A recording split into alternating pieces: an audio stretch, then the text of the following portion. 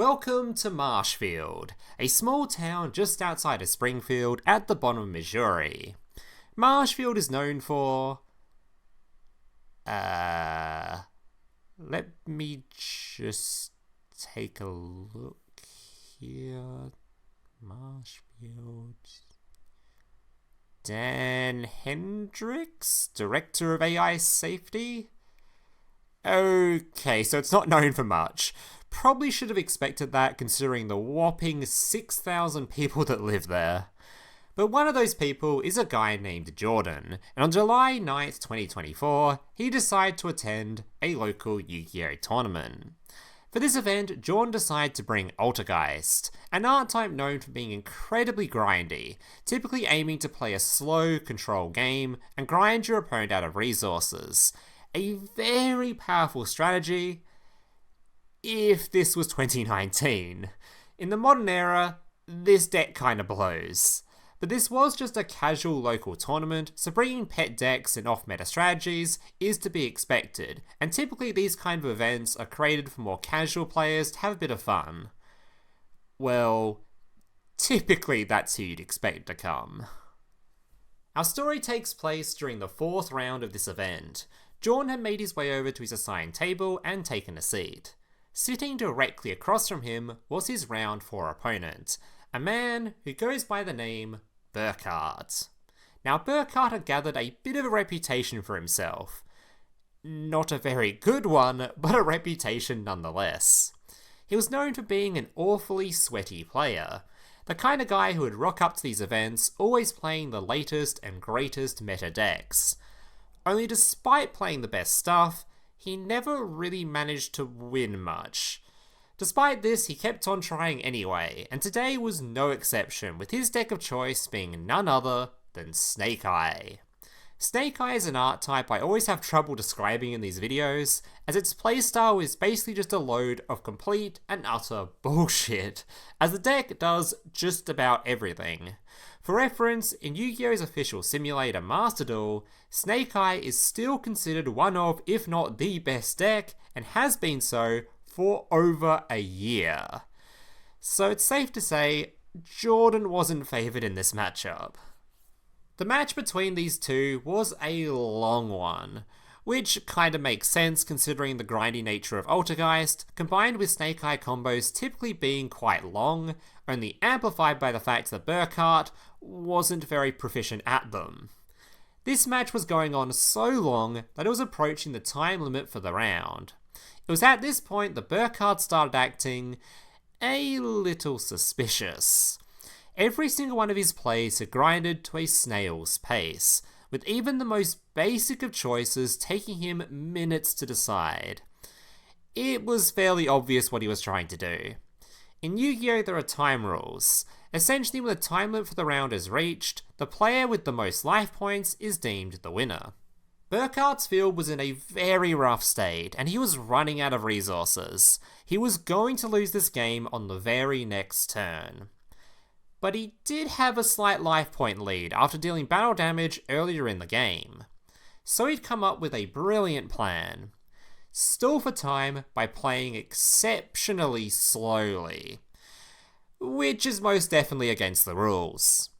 Jordan, like everyone else in the room, had caught on to what he was doing. "Hey man, would you mind speeding up a little bit? The round time is almost over." "No, can you shut the fuck up though?" Jordan's eyes widened. He wasn't expecting such a harsh response at a local tournament. But you're slow playing." Burkhart suddenly shot up out of his chair. "Well, how about I punch your teeth in?" At this point, the entire room had noticed the sudden outburst and began trying to calm Burkhart down, but he seemed to just get more and more agitated, and fearing things escalating even further, Jordan contacted the police. After hearing the police had been contacted, Burkhart knew he had to get the fuck out of there, so he bolted straight towards the store counter? Yeah, apparently this guy decided to get his priorities straight. Instead of rushing to the exit, he'd stop by the checkouts and demand from the poor lady behind the counter that she'd give him his 2 participation prize packs. Sorry, we haven't started preparing prize support yet, as the tournament's still going. Give them to me now! The store owner quickly rushed to move between the two, demanding that Burkhart leave at once, informing him that he'll be permanently banned from this store and all local card stores in the area. Burkhart shoved the owner to the side before diving onto the store counter, stretching his arm out and clawing at the air, trying to reach the card packs located on the shelf behind. Oh, you've done fucked up now.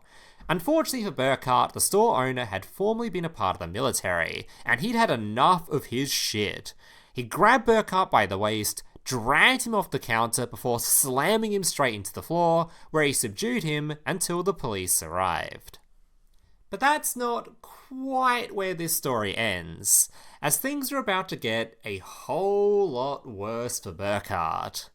You see, after the officers arrived and began escorting him to their car, they passed Burkhart's vehicle on the way, where one of the officers noticed something a little strange. There was somebody in Burkhart's car, somebody who the officers immediately recognised as he was somebody whom currently had an outstanding warrant for his arrest. So whilst one of the officers continued escorting Burkhart to his car, the other went about arresting his little friend. Once both men were secure, the officers decided it would be a good idea to give Burkhart's car a little search as well. Heroin. Tons and tons of heroin. To which Burkhart reluctantly admitted to be using less than 45 minutes before his little outburst. Because of course, the perfect time to do heroin is right between rounds of a Yu-Gi-Oh! Locals. Burkhart and his little buddy were taken back to the station, where he received this nice little mugshot, and was eventually charged with attempted theft, possession of a controlled substance, and assault. And so that brings us to the end of today's tale. Now this story wasn't actually submitted by you guys like normal, it was sourced from a news article from KY3, which I believe to be a local Springfield news outlet, and I'll leave a link to that article in the description below.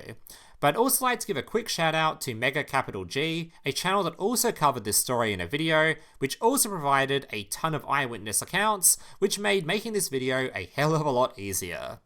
Now, as per usual, I'm always on the lookout for more stories for this series, so if you know of a cool story, or have a cool story of your own from your time playing Yu-Gi-Oh! And would like to have it recreated in this series, feel free to write it down in the comments below.